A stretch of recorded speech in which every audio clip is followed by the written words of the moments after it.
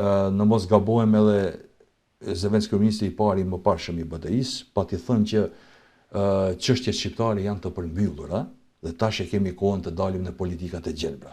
Dhe tash të njëjtit po i bëjnë gjithë këto ankesa se shqiptarët po na përkëmben, se çështjet nuk janë të mbyllura e kështu me radhë. Domethënë të gjitha pothuajse të gjitha pikat e marrëveshjes së Ohrit janë lënë në gjysmë.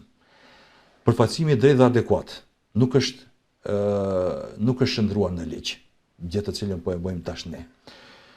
Decentralizimi ka ngecur në fazën e tretë. Ende nuk e kemi realizuar decentralizimin fiskal që mendoj që është sendi kryesor i marrëveshjes së Ohrit.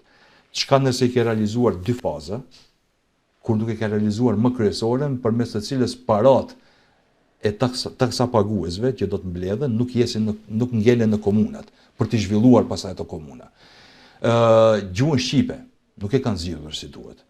Dhe tash dalin dhe kritikojnë se shqiptarët po në përkëmben e kështu me radhë, gjë që nuk është e vërtet, është propagandë e pastër.